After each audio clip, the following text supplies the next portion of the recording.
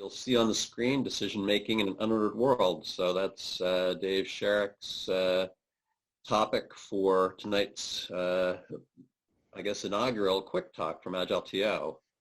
I'm going to hand it over to Dave from Agile42, and he can quickly introduce himself and then jump into the topic. And then when he's done with that, we'll open it up for questions. And bear with us, because this is our first try at this, and we're not all that familiar with the technology, but hopefully this will go well, and we'll keep on with future items.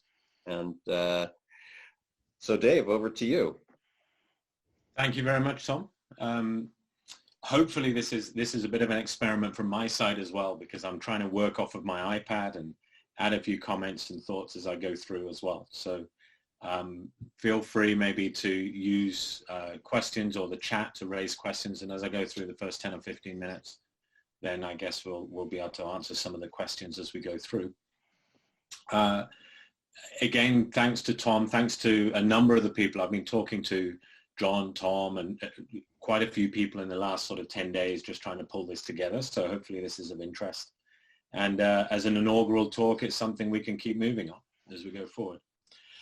So in my sort of first 10 or 15 minutes, I wanted to spend a bit of time putting a bit of context out there, and then talk about some of the things that our clients, and certainly us here at Agile42, have been learning over the last few weeks around the situation that we're all of us dealing with, which is why we're all virtually connected instead of actually connected in person. As you can see on the screen right now, this is the kind of classic Cynefin diagram. Cynefin is a framework and created by Dave Snowden. And just to give you a bit of context on this, if you can imagine this sort of space that I'm highlighting right now is your problem space. Sorry, Tom? Okay. So this space that I'm highlighting with the orange right now is all the potential problems that you are dealing with in your company, in your organization. Hey, Dave, it looks like most people are only seeing your first slide, including myself. Just wanted to let you know. Okay, let me just see where that goes. If I stop sharing. Yeah.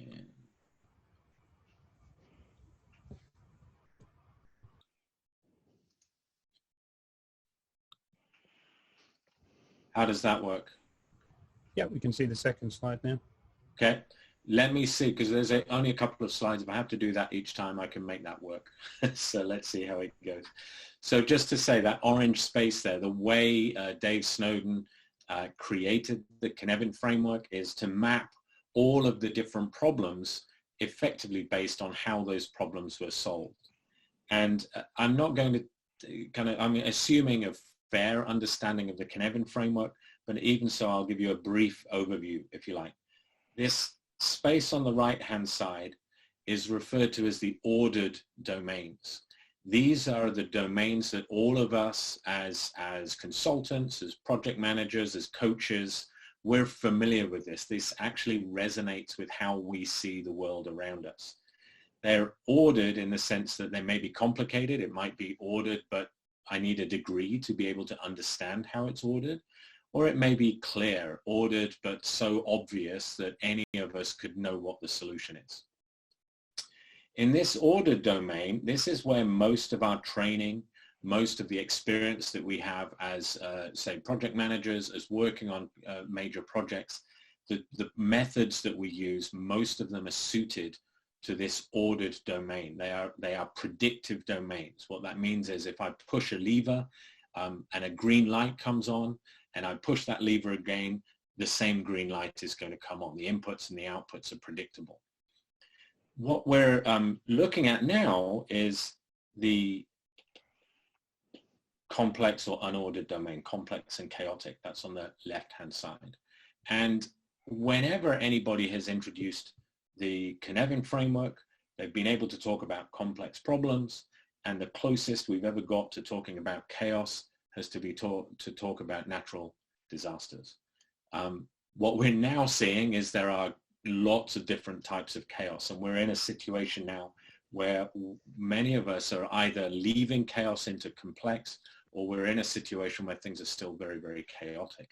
That's the unordered domain. And the critical thing is we need to do things differently in the unordered domain. Now, just to check, I've just changed slides, so let me know if things aren't really following what we're doing. But what I wanted to just stress, if you like, in the unordered domain, the key difference is what I call the Nike problem. We have to do something. In the unordered domain, planning, analysis, categorization doesn't help because things are moving so rapidly and they're changing in an unordered or an unpredictable way. So one of the first challenges or the first things to take away when looking in making decisions in unordered domains is this concept of just do something. The Nike swoosh is there, just do it.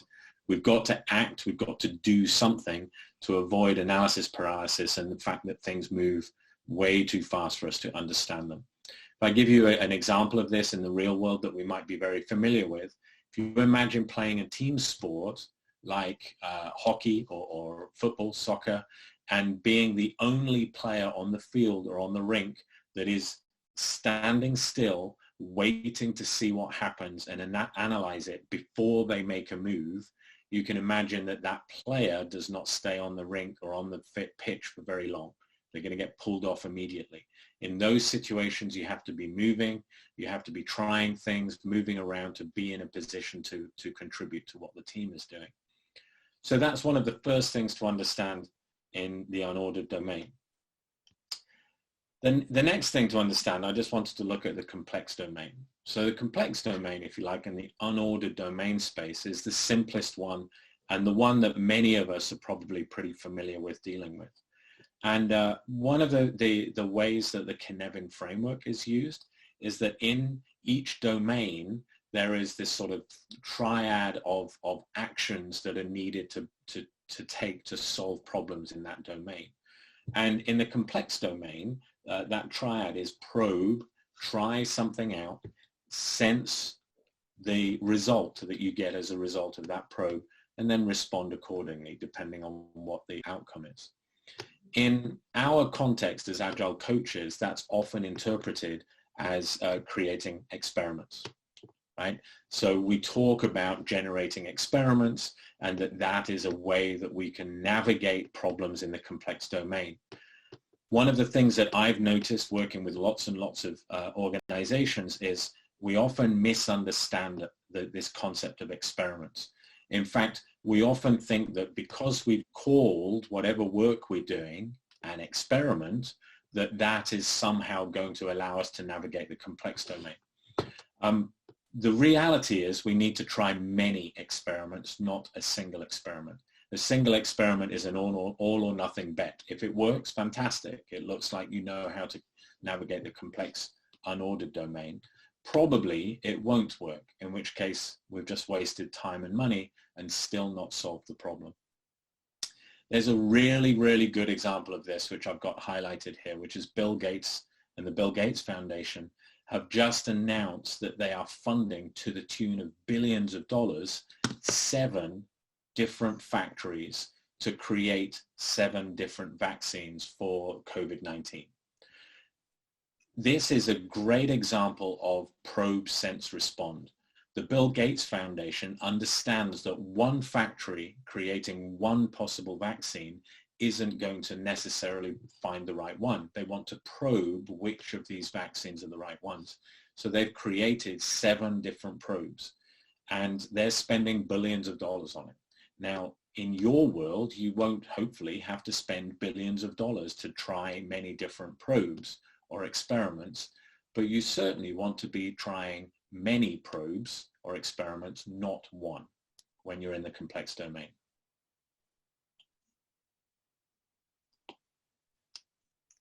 The next thing, which is very relevant for us right now, is I just want to talk a little bit about complexity and in particular the chaotic domain. So the chaotic domain, in every conversation I've had until about a month ago, was a domain which only really happened if there was an earthquake or there is some huge disaster which stops everything. but really isn't something that we could imagine happening regularly or at all. In fact, not regularly, but at all. What we're finding now is we're right in the middle of it, and we're understanding things in a very different way, or hopefully we are. What I'm going to share in the next 4 minutes is 3 or 4 key ideas that came from a webinar that I was able to kind of pull together last week. Some of you may know Agile42 has a tight relationship with Cognitive Edge. Dave Snowden is the leader, Chief Scientific Officer at Cognitive Edge. And I talked to Dave Snowden and persuaded him to pull together 4 leaders in complexity thinking networks. These are mathematical academics, architects who understand complexity and complexity thinking. And they talked about some of the things, the reasons why people are struggling and how to go about fixing that. And some of the core ideas, I've just got a note here, some of these core ideas of things like entanglement, hyperlocality, coherence are academic terms. And what I wanted to do is turn that into something that we might recognize and be able to use. But I do want to, the webinar will be available for free coming up this next week or so, if you didn't have the opportunity to join last week. And I've certainly found it a very powerful and very interesting idea. So the 3 ideas I wanted to share in the next couple of minutes. The first one is understanding similarities and differences, and specifically this is about this concept of entanglement. And at the bottom here you can see the TED talk that has Stanley McChrystal talking about how in the Afghan war they recognized that they needed to stop thinking of top secret classified information and get information available to everyone. And this concept of entanglement is an idea of connecting the bottom of your organization with the top of your organization, connecting the beginning to the end of whatever process you may be looking at, and really understanding and looking at gathering data from many, many different places in your organization. That's the first step. And the way to look at it is you need some similarities so that you can communicate. There's no point going and stopping people in the street to talk about, say, banking and what the challenges you have in your banking organizations. But you also need the differences to generate insight and learning. The second thing in that entanglement concept is how do we look for new ideas that we can use? And the key thing here is include the 17%. And what I've got here, this video here with the gorilla in the middle, many of you may be familiar with about 20 years ago now, these studies where people were asked to count how many passes of the basketball the white shirted players were throwing to one another. And while the video is playing, the gorilla walks through the middle of the video. And if anybody's ever seen this, it's one of the weirdest things, because if you're part of the 83%, you don't see the gorilla. You only see the ball bouncing backwards and forwards. In fact, you'll swear blind there is no gorilla in the video until it's played back to you and you see the video. 17% of us see the video first time. We are attuned to different things and we see the unusual things in the situation we're looking at. We want those 17% helping us look for solutions, right? And what I've captured here about the collective intuition, we have a tendency to think of intuition as being an individual trait, and we actually want to build that across a collective intuition of multiple teams. It's just 2 more slides to cover, so give me a second or 2 on this one. The second point, so the first one is similarities and differences. We want to gather information from as broad a network as possible. We want to draw those 17% in to look for solutions and patterns. The second one is this concept of local action. And what I've just captured here, and there's great examples of local action at the moment, is this local action is don't worry about the bigger picture. We're going to solve the bigger picture by lots and lots of local action. And if that converts into your teams model of agile teams, enabling your agile teams to look for and solve problems local to them will give you lots and lots of inventions and ideas and innovations on how to solve the broader problem that you're dealing with. And so what I did, I just grabbed a couple of headlines here of many different sources of local action to solve the problem of personal protection equipment, and in particular the masks, and how they're being sold. So local action is a second thing that you want to look for and encourage. And then the final thing, and I think this is quite a powerful one, is introducing this concept of imagination. And I wanted to pick two things up here. First of all, there's a great TED talk by Charles Faulkner on understanding how we see our world. And one of the key things about it is our brain takes the knowledge that we see, what we believe to be knowledge, is actually just the way our brain is converting the signals that we're getting into the knowledge that we see and use. And so imagination added to that is how we make leaps forward in understanding. And right now, and I've got a picture on the right-hand side of some science fiction through Ender's Game, right now is this concept of imagine what the world will be like in, say, 5 years. And use that with the knowledge that you have today to find solutions for and reinvent where things are going and what the new normal will look like. So in closing, I just wanted to kind of summarize a few of the things that I talked about there. Number one is, in the unordered domain, do something. Secondly, build out that information network, look for depth and breadth and as many different contributors as possible. Number three, get your 17% involved to find partners, patterns and solutions.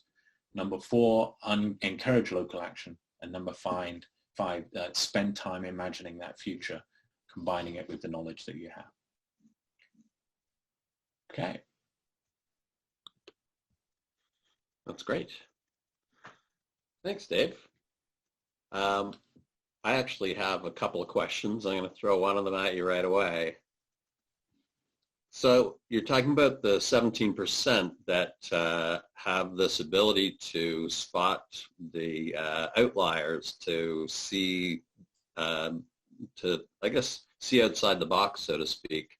How do you identify those folks? What are the approaches to discover the 17% in your organization?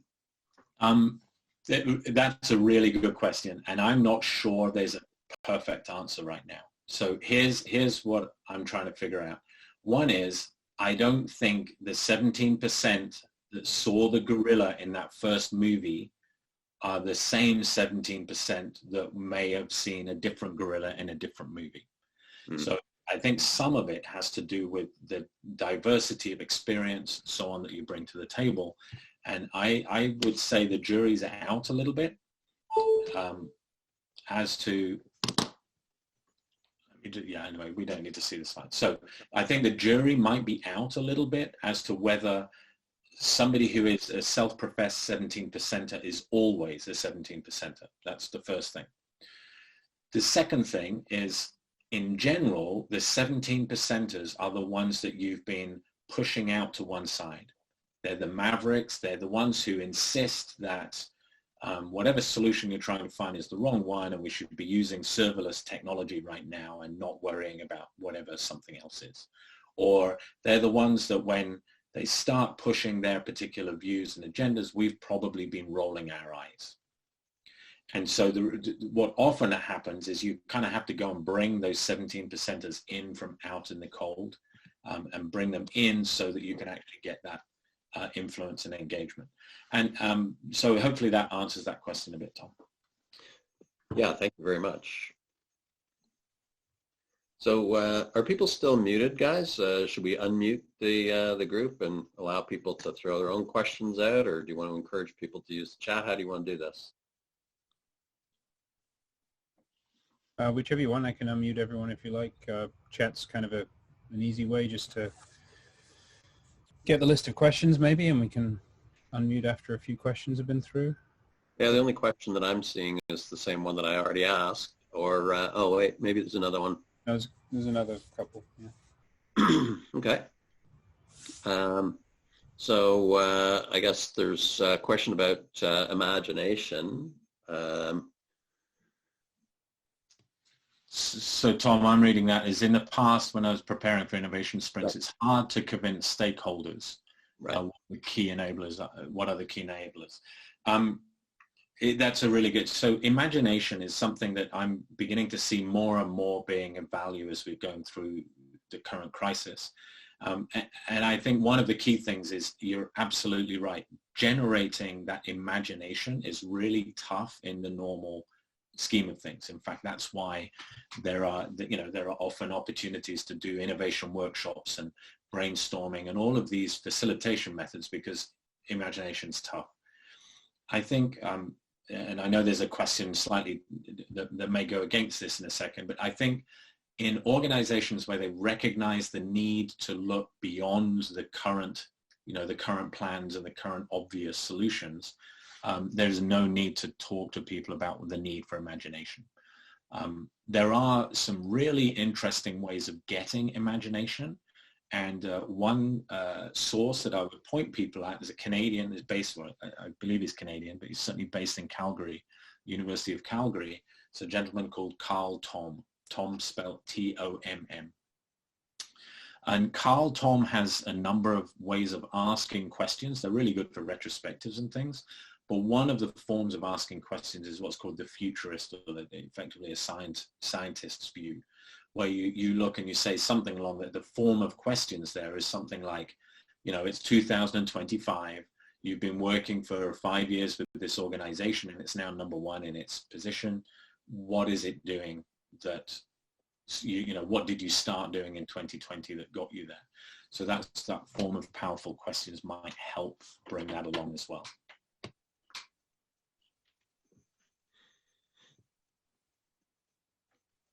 Great. So I think I'm just, I've got Jeff's asked, sorry to speak over you, Tom, carry on. No, I was just going to suggest that if you're looking at the chat area, then just go nuts. Yeah, so there's one from Jeff. Okay, and that's okay.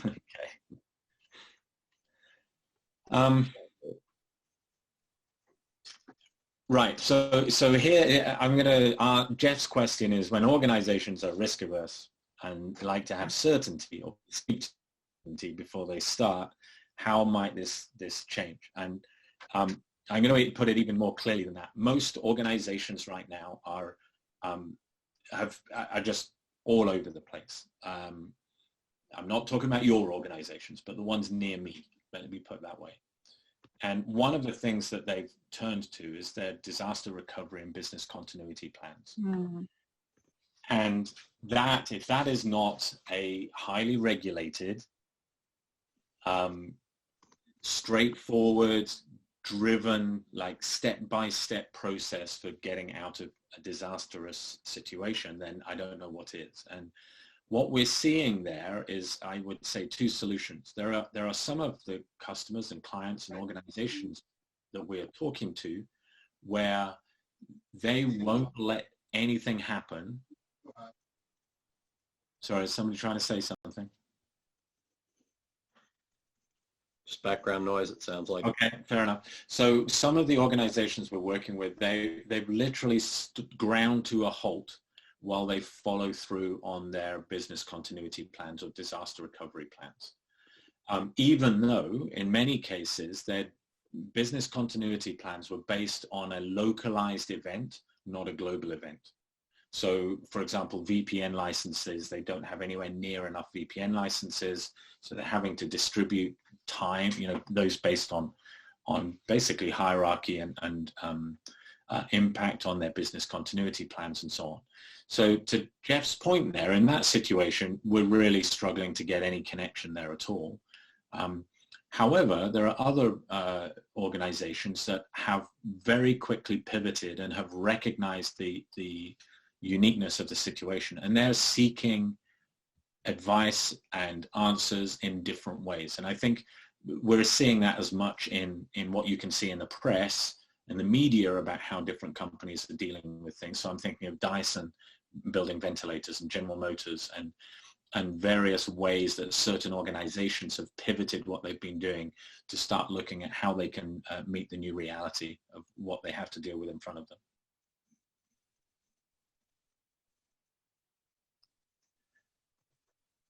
So I've got a question here from Tom, if I'm going to just pick that one up as we go forward. So Tom, given the current events, how can we successfully envision the future with any degree of certainty? Well, we can't. I think that's the real answer from that. But having said that, what's really interesting is and I recommend that you kind of listen to the webinar when that comes out later this week, if you didn't catch it last week. Dave Snowden and the other members of the panel talked about a couple of things. One is the importance of scenario planning, of bringing, remember those 17%, bringing people from diverse backgrounds together and scenario planning. And they were talking specifically about government organizations or these sort of cross-national organizations where they would do scenario planning about what might happen in events just such as what we're experiencing today.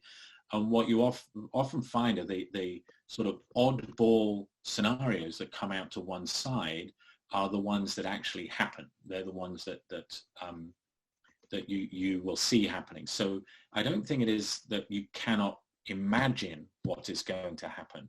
I think more likely is we can imagine it, we can bring diverse people together, they come up with some weird and wonderful and out there ideas, but then our current way of thinking immediately says, well, that wouldn't actually happen. There's no way that could happen.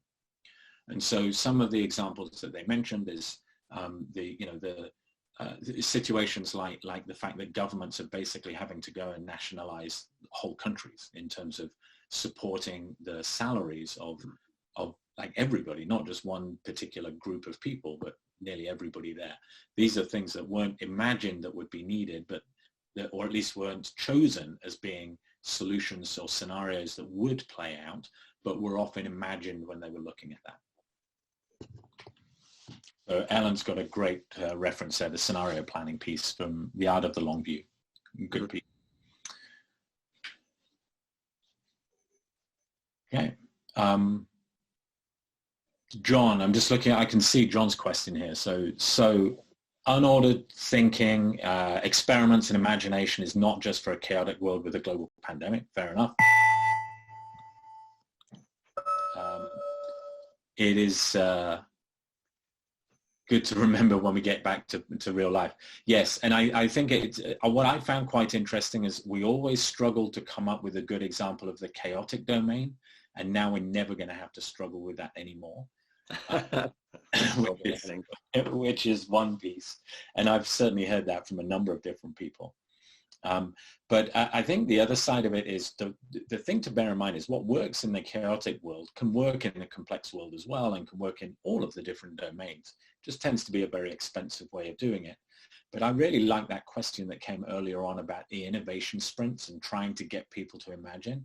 I think in many ways we feel safe and secure and comfortable in handling these problems. So imagination becomes what's the other technology that we might pick up. But we don't really go into this scenario planning world of let's turn everything upside down and rethink this completely. I think there are concepts like design thinking which tries to do that. But if anybody's gone through those scenarios, it's just as likely that you end up narrowly, very quickly kind of honing in on the kind of comfortable things that we're used to dealing with. Alan had a good question as well. He made the point that investing in multiple vaccines is basically running the same experiment a few times. Do you have any thoughts, Dave, on how you run a few different experiments and make sure you're not sort of, or would you just see that there's multiple experiments? Yeah, no, first of all, there are multiple experiments trying to solve the same problem, which is, can we get a vaccine? And the way they're different is that each vaccine is targeting a slightly different piece of the virus, I would expect. So that they're trying to tackle one single problem with multiple different solutions. But I mean, I think there's a lot of other things that are being experimented with. If I just focus on the COVID-19 piece, there isn't just the hunt for vaccines, there's also the hunt for curative measures, for things that we can do for people who who get the disease, who catch the virus, and how we can make that curative piece better.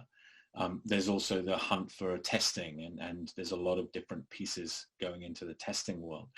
What's interesting when you look at all of these, and I think there are very good reasons why these measures are in place, but those of us in the sort of software development world are used to this compliance approvals process that we have to go through. And in the healthcare world, if you're going to come up with a vaccine, there are the same approvals processes and measures that have to go through. And I think these indirectly add time, so or directly add time.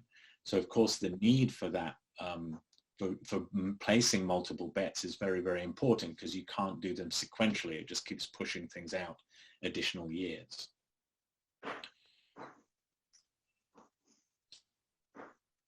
Okay.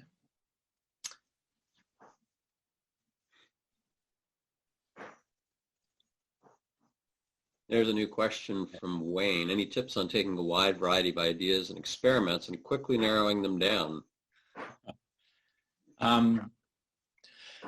So I think I'm going to point back to that hyperlocality piece in terms of encouraging local action. In the current situation, there is no right answer. There is no single solution that's going to suddenly present itself. Even, if I look at just things like the vaccine, even when the vaccine's there, the idea that somehow that goes, okay, great, we're all back at work on Monday, is a different piece. There's a lots and lots of moving parts. So I think one of the key things on that wide variety of ideas and experiments is to kind of get out of the way and let that local action happen. So in the example that I shared earlier on, which is about making the masks, there are many different ways. There are the 3D printing pieces. There are the N95 masks, which are medically, proven, versus just masks that all of us should be wearing now, which if we can't get hold of N95, nearly anything, I'm seeing people talking about T-shirts and so on. And I want to be a bit careful, because a lot of them may be driven out of Facebook and therefore funded by Russia or something. But understanding that this wide variety of ideas and experiments, it's almost a case of not worrying about narrowing them down, but letting them proliferate. Because if we knew we had one single problem to solve, then we would want to narrow them down, identify which one was the best possible solution. That would be, in Scrum teams, and looking at something which allows us very quickly to evaluate whether or not we're meeting the need that we have to meet. That's sort of where we came from before. I think when, for example, at Agile 42, we've been talking to a lot of people and offering, as many organizations are, this sort of concept of how do you work in remote teams? Well, there's no one answer to that. I think we're going to have to run many experiments in many different ways. And what we're going to find as we dig into that is there are lots of ways that you can work in a distributed remote environment. And there are going to be some common trends that emerge, but we need that to be found across many, many experiments. And there are going to be just some common pitfalls that we'll find out. And again, we'll see those across many experiments. So I think the key in the current situation is, rather than focusing too heavily on narrowing down, is allowing many, many, many shots and then looking at the patterns that we see emerging across them. Mm-hmm. So, Dave, we're past 6:30 now. I'm going to suggest that we kind of switch this over now into kind of a virtual networking context. We'll take everyone off mute, and obviously love it if you can stick around. No, maybe not. Sounds good. Whoa. So yeah, if everyone could please mute their mics if they're not talking, that's great. I've pressed unmute all, and apparently I can unmute you remotely. Who knew? Sounds scary to me, but anyway.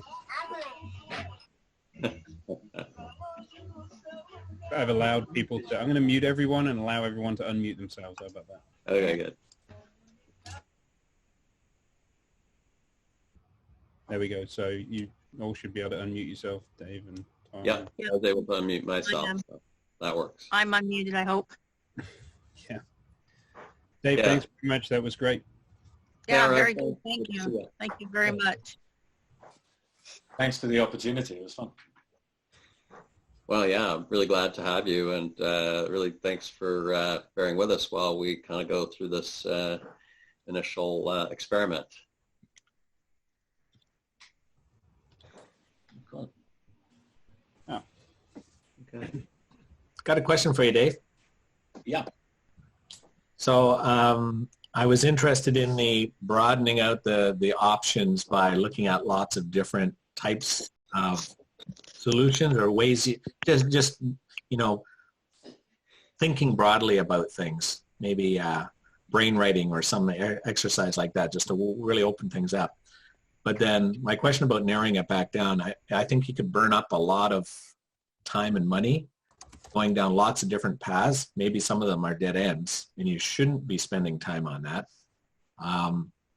And you talked about patterns, coming up with patterns in things that might be potential solutions, trying to recognize those patterns. Well, I'm sorry, I'm kind of thinking out loud because I've been doing some reading about vaccination research and that kind of thing. And a lot of the doctors who discovered some of the early vaccines, they either did so accidentally because something else was similar and they noticed a pattern coming out of it, or they had a wide variety, like they had a lot of cultures growing in a petri dish, and one of them seemed to do something slightly different, and so they focused in on that one right away. They picked that one up, and that was the one out of, say, 50 different cultures. There was only one that actually produced the solution, but they were able to pick that out. They would have never done that if they had only run 10 different cultures. They needed all 50 to find the one. So I'm just wondering, where's the balance? Like, how many experiments do you have to run before you can start to see a pattern? Do we have any data on that, or ideas about how that works? That's a really good question, Wayne. And I think there's two scenarios to look at. One is the normal world that we're in. So when we've been working with organizations, our mantra to them is make tests, make experiments, running experiments cheap. So to answer your question, should you run 50 Petri dishes or 100 or 5,000? Well, the more that you can run, the more interesting things that you're likely to find. So it becomes a cost of running the experiment piece that dominates.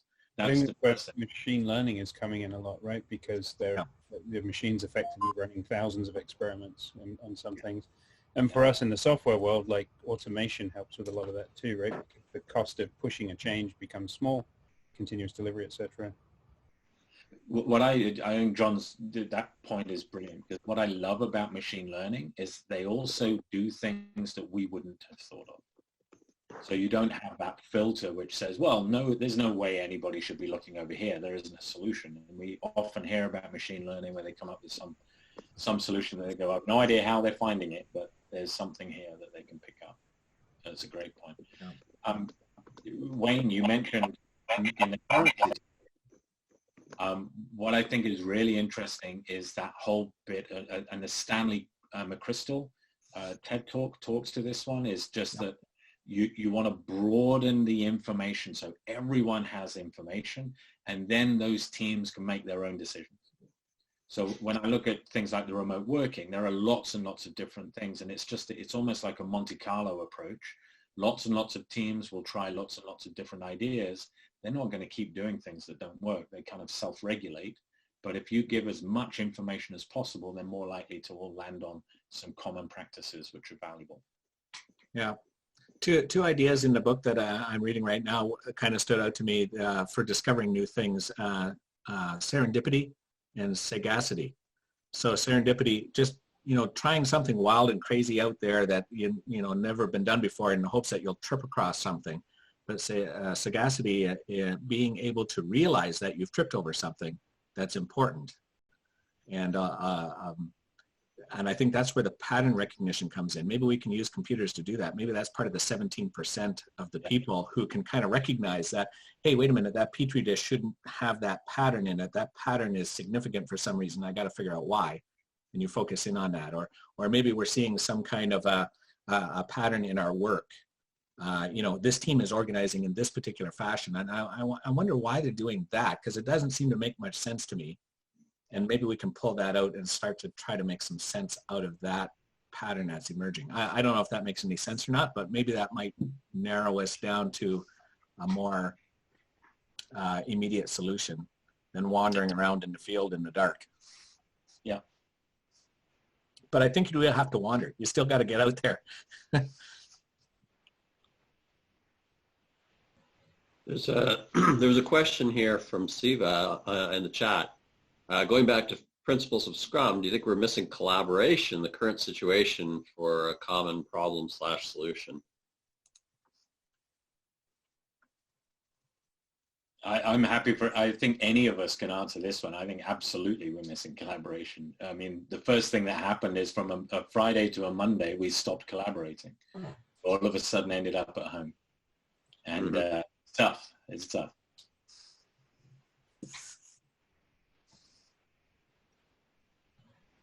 Yes, we see plenty of examples in the States of like different groups not collaborating, and we see the mess they're in.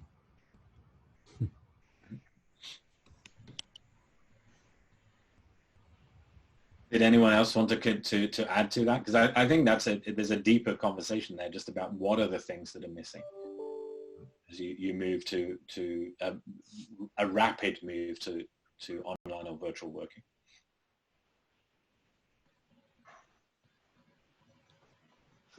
Well, yeah, I mean, I think to some extent we're still kind of reeling from this shift, and you know, I guess just starting to see people adapting to this situation, and so I think, you know, traditionally when people were engaged in meetings with people who were remote to them, a lot of folks would be multitasking, and so there would often be that kind of pause, and then, oh, could you repeat the question? And you knew the person was answering emails or whatever, and that was just par for the course. What I'm seeing just over the last couple of days is people have kind of gotten used to this new way of operating, is that it's less likely that that'll happen, that that people are more engaged because they know that this is kind of how things are.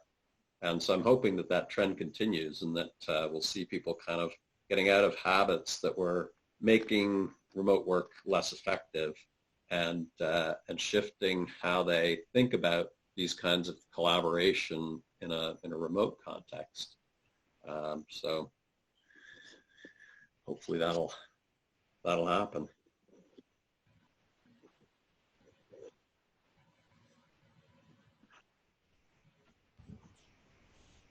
Good point.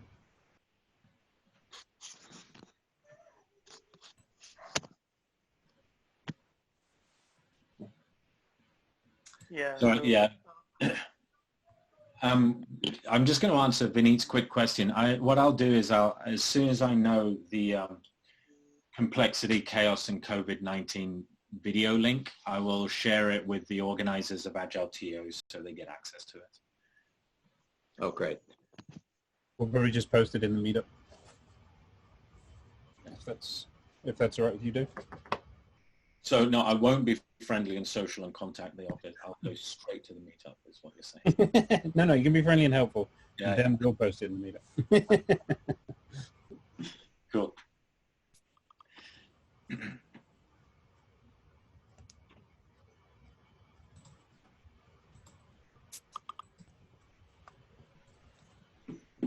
Oh, I seem to have. All right.